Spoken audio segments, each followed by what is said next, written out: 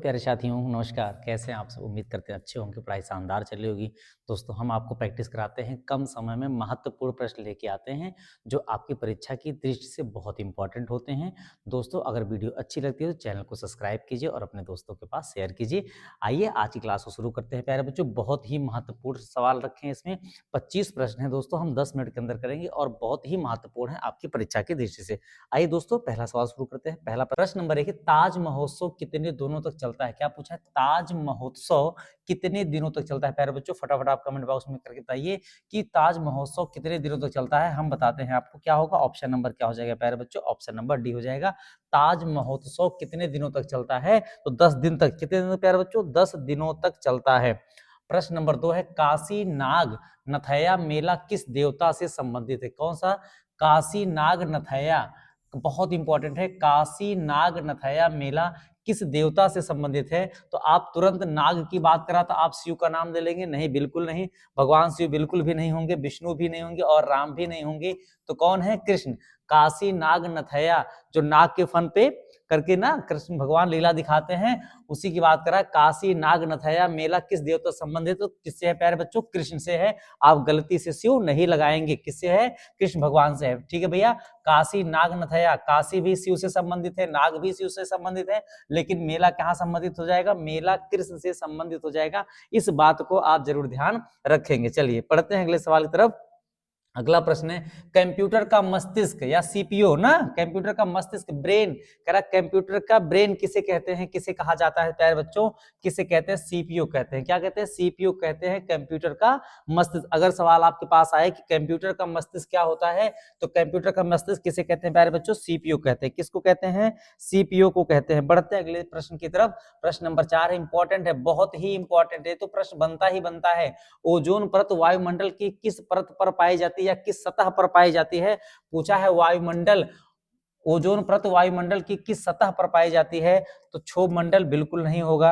किस पे होता है प्यारे बच्चों? समताप मंडल पर। किस पे? समताप मंडल पर पाई जाती है। कौन? ओजोन परत। ओजोन दिवस बहुत बार पूछा गया और हमने पिछली वीडियो में बताया था कि ओजोन दिवस कब मनाया जाता है। तो आप मुझे कमेंट करके बताइए कि ओजोन दिवस कब मनाया जाता है प्यारे बच्चों। चलिए बढ़ते हैं अगले प्रश्न की तरफ।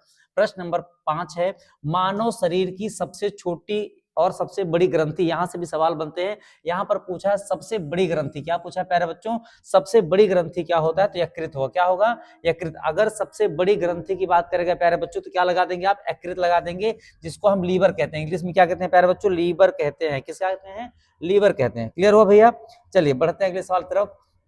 संविधान सभा के अस्थाई सदस्य कौन थे या अस्थाई अध्यक्ष कौन थे? तो प्यारे बच्चों अस्थाई की बात कर रहा है तो डॉक्टर राजेंद्र प्रसाद हैं। और अस्थाई की बात कर दे, क्या?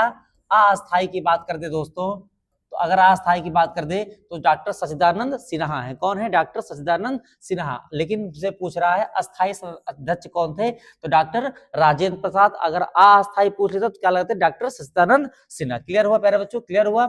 चलिए बढ़ते हैं अगले सवाल की तरफ। फटाफट प्रैक्टिस करना है। कम समय में मैं आपको महत्वपूर्ण सवाल लेकर आता हूं दोस्तों। कम समय लेता हूं, ज्यादा समय बिल्कुल नहीं लेता हूं। बस इतना ही कहेंगे, अगर बेहतर पढ़ाते हो, क्वेश्चन लेवल आपको अच्छा लगता हो तो चैनल को सब्सक्राइब कर लीजिए और अपने दोस्तों के पास भी शेयर कर दीजिए। चलिए प्रश्न नंबर 7 पर बढ़ते हैं। मानव शरीर में इंसुलिन हार्मोन की कमी से कौन सा रोग होता है? कह रहा मानव शरीर में कौन सा इंसुलिन हार्मोन की कमी से होता है? तो इसमें भारत में बहुत तेज इसके भैया रोगी बढ़ रहे हैं। उसका नाम क्या है? मधुमेह। क्या है प्यारे बच्चों? मधुमेह ना।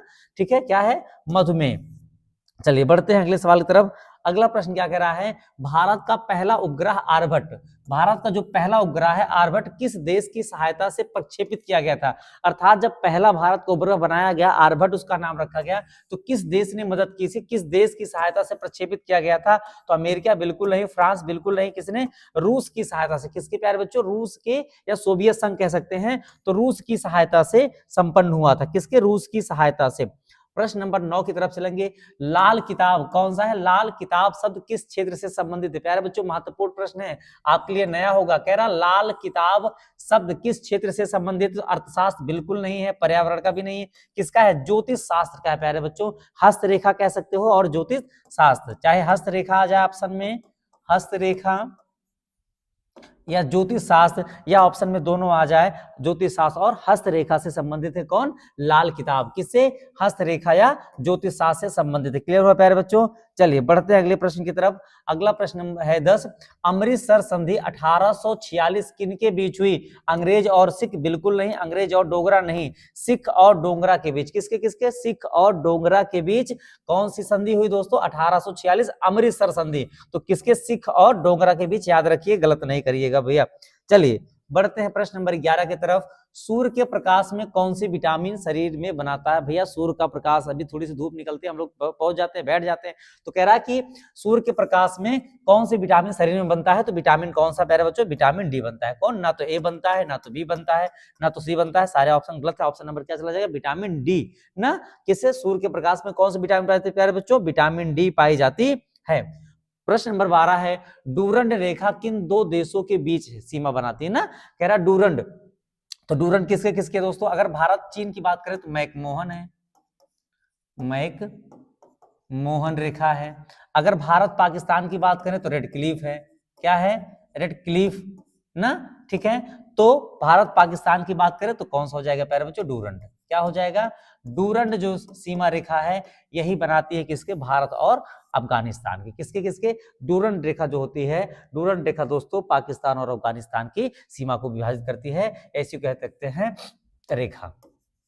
क्लियर हो प्यारे बच्चों? चलिए इंपॉर्टेंट है, आप याद रखेंगे, तीनों का याद रखिए, भारत चीन McMahon, Bharat Pakistan red Cliff, Bharat Pakistan और अफगानिस्तान डूरंड रेखा। क्लियर है प्यारे बच्चों? चलिए बढ़ते हैं अगले प्रश्न की तरफ। प्रश्न नंबर 13 है, साइलेंट वैली किस राज्य में स्थित है? साइलेंट वैली किस राज्य में स्थित है? तो कर्नाटक बिल्कुल नहीं, तमिलनाडु बिल्कुल नहीं, कहाँ है प्यारे बच्चों? केरल में ना। और केरल भारत का सबसे शिक्षित और सबसे साक्षरता वाला राज्य भी है। सबसे ज्यादा पढ़े लिखे लोग कहाँ है दोस्तों? केरल में। सबसे ज्यादा साक्षरता दर कहाँ है? केरल की। क्लियर प्यारे बच्चों? चलिए बढ़ते हैं 14 नंबर सवाल पे। मानव शरीर की सबसे छोटी हड्डी पूछ रहा है। सबसे छोटी हड्डी क्या है और सबसे बड़ी हड्डी पूछ ले तो सबसे बड़ी हड्डी क्या है दोस्तों? सबसे बड़ी हड्डी है फीमर, जिसे हम जांग की हड्डी कहते हैं, फीमर ना, या जांग की हड्डी भी कहा जाता है ना। सबसे बड़ी हड्डी क्या होती है? फीमर। और सबसे छोटी हड्डी प्यारे बच्चों क्या होती है? स्टेपेज होती है। कहाँ? स्टेपेज कहाँ पाई जाती है? तो कान में पाई जाती है। कहाँ पाई जाती है प्यारे बच्चों? कान में पाई जाती है। अगर आपसे पूछे शरीर की सबसे बड़ी हड्डी कौन सी होती है तो आप बताएंगे जांग की हड्डी, जिसे हम फीमर कहते हैं, ठीक है। और अगर सबसे छोटी पूछे तो आप क्या बताओगे प्यारे बच्चों? स्टेपेज बताओगे। कहाँ पाई जाती है? कान में। अगर पूछे कान में कितनी हड्डियां पाई जाती है तो कान में कितनी हड्डियां पाई जाती है प्यारे बच्चों? केवल 3 हड्डियां। दोनों कानों में कितनी हो जाएंगे? 6 हड्डियां। क्लियर हुआ? तो सबसे छोटी हड्डी क्या हो जाएगी? स्टेपेज। कौन सी हो जाएगी प्यारे बच्चों? स्टेपेज। क्लियर? चलिए बढ़ते हैं अगले सवाल की तरफ। प्रश्न नंबर 15 है, हरित क्रांति का सर्वाधिक प्रभाव किस फसल पर पड़ा है? कह रहा हरित क्रांति से सवाल बनते हैं, इसके जनक के बारे में पूछाता है, मैंने बताया था इसकी पहली क्लास में, याद रखिए वहां से। हरित क्रांति का सर्वाधिक प्रभाव किस फसल पर पड़ा है? तो सबसे ज्यादा जो प्रभाव पड़ा है प्यारे बच्चों किस पे पड़ा है? गेहूं पे। किस पे पड़ा है? गेहूं पे सबसे ज्यादा, सबसे अधिक प्रभाव पड़ा है। क्लियर? चलिए बढ़ते हैं अगले सवाल की तरफ। अगला सवाल है, भारतीय राष्ट्रीय कांग्रेस की स्थापना किसने की? महत्वपूर्ण प्रश्न है, कई बार परीक्षा में आया हुआ है। तो भारतीय राष्ट्रीय कांग्रेस की स्थापना किसने की? तो दादा भाई नौरोजी बिल्कुल नहीं है, बाल गंगाधर तिलक, गोपाल कृष्ण गोखले नहीं, कौन? ए.यू. होम। कौन दोस्तों? ए.यू. होम ने किया। ए.यू. होम। क्लियर? चलिए बढ़ते हैं अगले सवाल की तरफ। कंप्यूटर की भाषा बाइनरी, बाइनरी में कितने अंक होते हैं? तो प्यारे बच्चों बाइनरी में केवल 2 अंक प्रयोग किए, तो कौन कौन? 0 और 2। कौन कौन? 0 और 2। बाइनरी में केवल 2 अंक प्रयोग किए जाते हैं, वो दोनों अंक कौन है? 0 और 2। ऑप्शन नंबर कहां चला जाएगा प्यारे बच्चों? ऑप्शन नंबर बी के पास चला जाएगा। क्लियर हो रहा भैया? फटाफट आप कमेंट में आप ABC ऑप्शन लिखकर बताइए। चलिए 18 नंबर सवाल है, मिसाइल मैन ऑफ इंडिया, बहुत महत्वपूर्ण सवाल है और बहुत महत्वपूर्ण व्यक्ति है जिनके बारे में कहा गया है। तो मिसाइल मैन ऑफ इंडिया, तो मिसाइल भारत में किसने बनाया भैया? किसने बनाया? डॉक्टर APJ अब्दुल कलाम जी ने। किसने? डॉक्टर APJ अब्दुल कलाम ने। ठीक है, इन्हें क्या कहा जाता है? इन्हें मिसाइल ऑफ इंडिया कहा जाता है प्यारे बच्चों। मिसाइल ऑफ इंडिया किसे कहा जाएगा? डॉक्टर APJ अब्दुल कलाम की। इनकी एक बहुत महत्वपूर्ण पुस्तक है विंग्स ऑफ फायर। कौन सा प्यारे बच्चों? Wings of fire. याद रखेंगे कि विंग्स ऑफ फायर के लेखक कौन है? तो डॉक्टर अब्दुल कलाम जी है। ठीक है, बहुत महत्वपूर्ण है प्यारे बच्चों, सवाल बनता ही बनता यहाँ से है, क्योंकि बहुत महत्वपूर्ण व्यक्ति थे हमारे देश के लिए, बहुत कुछ इन्होंने किया। तो मिसाइल मैन ऑफ इंडिया के नाम से किया जाता है, डॉक्टर APJ अब्दुल कलाम साहब को जाना जाता है। क्लियर हुआ प्यारे बच्चों? चलिए बढ़ते हैं अगले सवाल की तरफ। अगला प्रश्न है, एशिया का सबसे बड़ा पठार, क्या पूछ रहा है? एशिया का सबसे बड़ा पठार, तो सबसे बड़ा पठार क्या है दोस्तों? तिब्बत का पठार। एशिया का सबसे बड़ा पठार क्या है? तिब्बत का पठार है। विश्व का सबसे बड़ा नहीं पूछ रहा है, एशिया का पूछ रहा है। तो विश्व का अगर पूछता तो पामीर का पठार होता प्यारे बच्चों, लेकिन एशिया का पूछ रहा है, इसलिए क्या हो जाएगा? तिब्बत का पठार। क्या हो जाएगा? तिब्बत का पठार प्यारे बच्चों। प्रश्न नंबर 20 है, मानव में रक्त की शुद्धिकरण किस अंग द्वारा होता है? तो मानव में रक्त का शुद्धिकरण किसका? रक्त का शुद्धिकरण किस अंग द्वारा होता है? तो ऑप्शन नंबर कहां चला जाएगा? ऑप्शन नंबर डी के पास चला जाएगा। हृदय, फेफड़ा और यकृत क्या होगा? गलत हो जाएगा। किसके पास चला जाएगा? डी के पास, गुर्दा ना। ऑप्शन नंबर डी क्या है प्यारे बच्चों? गुर्दा। तो बहुत इंपॉर्टेंट सवाल है। मानव शरीर में रक्त का शुद्धिकरण किस अंग से होता है? तो गुर्दे से होता है। क्लियर प्यारे बच्चों? चलिए बढ़ते हैं अगले सवाल की तरफ। मेघदूत के रचयिता कौन है? मेघदूत के रचयिता कौन है दोस्तों? कालिदास। कौन है? मेघदूत के रचयिता कालिदास है। इनकी बहुत सारी पुस्तकें हैं, ठीक है, बहुत सारी पुस्तकें इनकी। एक दिन हम आपको पुस्तकों पर संबंधित सारे क्लास पढ़ाएंगे, तो उसमें जितने भी महत्वपूर्ण लेखक और उनकी पुस्तकें बताएंगे, ठीक है। तो चलिए मेघदूत अभी यहाँ पर खत्म करते हैं फट से। मेघदूत किसकी है प्यारे बच्चों? कालिदास की। किसकी है? कालिदास की। चलिए बढ़ते हैं 22 नंबर सवाल। पृथ्वी से सूर्य से पृथ्वी तक प्रकाश पहुंचने में लगभग कितना समय लगता है? कह रहा है कि सूर्य से पृथ्वी तक प्रकाश को पहुंचने में लगभग कितना समय लगता है? तो लगभग लगता है 8.16 या 8 मिनट 16 सेकंड कह सकते हो। तो लगभग कह रहा है, लगभग में ऑप्शन नंबर कहां चला जाएगा प्यारे बच्चों? ऑप्शन नंबर सी के पास चला जाएगा। कितना? 8 मिनट। क्या हो जाएगा? 8 मिनट। क्लियर हुआ भैया? चलिए बढ़ते हैं अगले सवाल की तरफ। अगला प्रश्न क्या कह रहा है? प्रश्न नंबर 23 है, मानव शरीर में कितने फेफड़े होते हैं? तो मानव शरीर में कितने फेफड़े होते हैं? 2, एक दायां अंग और एक बायां। कौन? मानव शरीर में कितने फेफड़े होते हैं प्यारे बच्चों? तो 2, एक दायां लंग और एक बायां लंग। क्या कहते हैं? एक दायां लंग कहेंगे और एक को क्या कहेंगे? बायां लंग। तो कितने हो जाएंगे प्यारे बच्चों?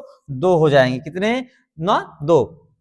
चलिए बढ़ते हैं अगले सवाल की तरफ। प्रश्न नंबर 24, अग्नि मिसाइल किस श्रेणी की है? कह रहा अग्नि मिसाइल किस श्रेणी की है? तो वायु से वायु बिल्कुल नहीं है, जल से जल, सतह से सतह। क्या होती है प्यारे बच्चों? सतह से सतह है। अगर आपसे बात करें कि अग्नि मिसाइल किस श्रेणी की है, तो अग्नि मिसाइल जो है प्यारे बच्चों किससे है? सतह से सतह। किससे है? सतह से सतह। क्लियर हुआ? अंतिम प्रश्न है प्यारे बच्चों अगला, और अंतिम प्रश्न है, विश्व साक्षरता दिवस कब मनाया जाता है? विश्व साक्षरता दिवस मनाया जाता है प्यारे बच्चों, कब मनाया जाता है? 8 सितंबर को। कब मनाता है प्यारे बच्चों? 8 सितंबर को मनाता है। अगर पूछा जाए कि भारत में सबसे ज्यादा साक्षर राज्य कौन है, तो क्या लगा देंगे आप प्यारे बच्चों? केरल लगा देंगे। क्या लगा देंगे?